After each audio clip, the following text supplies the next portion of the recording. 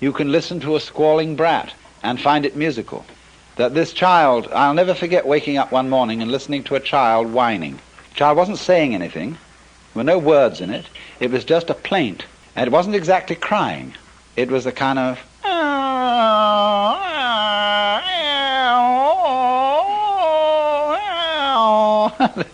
And there was something marvelous about it. This child's wonderfully articulate protest against some sort of nuisance. And so, listening into those things without interpreting them, listening to one's own interior frustration and pain in the same way, without interpreting it as being on one side or the other, on the good side or the bad side, on the black side or the white side, is what makes it possible, you see, to transmute these things. But you can't do this. You can't really, honestly transmute pain into a form of play, a form of weird, far-out sensations that are basically just that, so long as you fail to see the inner unity of the opposites. So long as you fall for the idea that you are nothing more than this particular life, than this particular ego, which came from nowhere and is going nowhere. While you remain under that illusion, you see, you first of all, you don't see your identity with everything else that exists. Now, if death then is a joke, I remember the biggest joke on death I ever saw. I mentioned this in my book. We visited the Capuchin friars' crypt in the Via Veneto in Rome. Some of you may have seen it, where there are 3 underground chapels where everything is made of bones. And the altar is made of bones. The pedestals of the altar are all shin bones. And then there are piles of skulls, and the decoration of flowers on the ceiling are ribs alternating with vertebrae. And the vertebrae are the flowers, and the ribs curl this way, curl this way, curl this way, are the twining stems. And the whole thing is bones, and they have even a few full intact skeletons dressed in monks' robes standing on either side of these altars. It's the craziest thing you ever saw.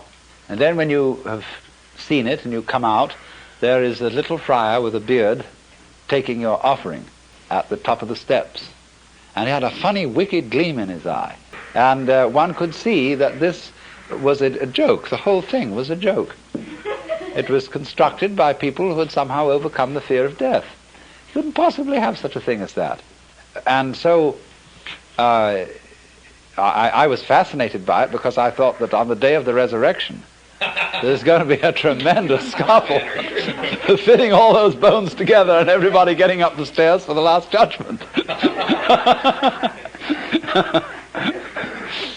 Well, so if it is seen that death is the jest, but the question is, you see, we are so tormented by the bugbear of it being the real end, by the imagination of the possibility of being in the dark forever.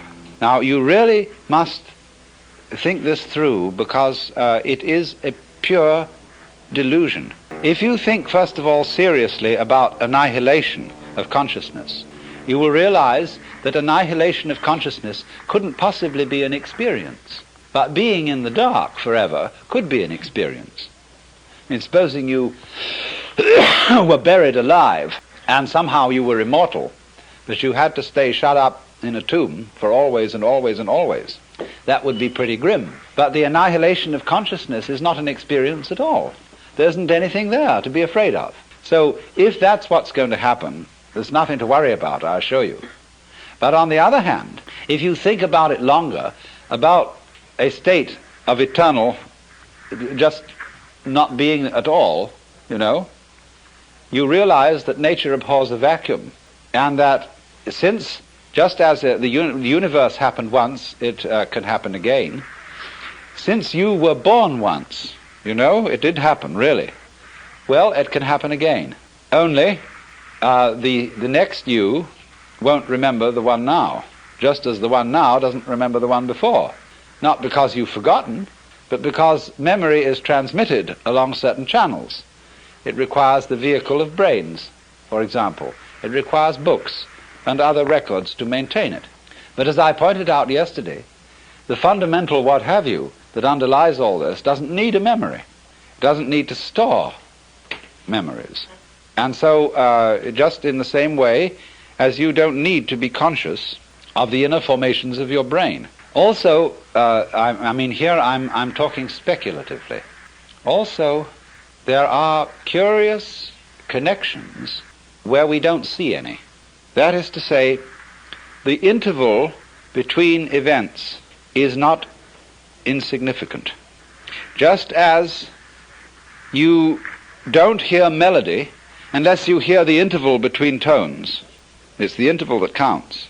So in the same way, blank intervals between successive manifestations of the universe and blank intervals between your forgetting who you are altogether and dying and someone suddenly becoming a baby. The blank intervals are not insignificant. Every painter knows, every architect knows, that the space around an object or inside an object is just as important as the object. That, again, is the fact. If you don't notice the importance of intervals and you don't notice the importance of space, it is as if you had settled on the carpet here for the black design being the thing and the white background as having no significance. So what about the inside of this room? What about the shape of space that it encloses? We would say this is nothing more than a certain quantity of air. But don't you see that the distance, the space between that wall and this window is life room? That is not nothing. That it's just as important. It comes into being at the same moment as the walls come into being. It connects them. And so likewise the space between our planet and other planets is not insignificant. So once you see that intervals of apparent nothingness are significant intervals, that their size makes all the difference to what's happening. When the intervals between dits are short, the note is high. When the intervals between the dits are long, the note is low or large, the high being little. See, why do we say high and low as distinct from little and big? Big instruments make big noises, little instruments make tiny noises. But at any rate, it's the interval that's important. So then, once you see the importance of the interval, you have seen that the white is as important as the black, or the other way round if you want to change your analogy. Do you see how you can switch these analogies? In one case, the white can be the nothing, the unimportant, whereas the black is the mark somebody made with a crayon. Or the other way round, the black can be the darkness, and the white is the flash of lightning that appears in the darkness. Change your analogy. It's like saying, once we used to say about high matters, high matters, lofty thoughts. But now we don't. It's more fashionable to say deep matters and profound thoughts. Someone was telling me yesterday in the group here that they were going to an Indian village in New Mexico where they had Christianity. But when the speaker referred to Jesus and God and so on, he pointed down all the time. Because, you see, he felt that things grew up like this from below. Whereas, of course, the ancient cults out of which the Jewish and Christian religions grew had the idea that the life of the sun and the rain came down from the heavens and fertilized the feminine earth, which then responded. But these things keep changing because you can keep switching your point of view.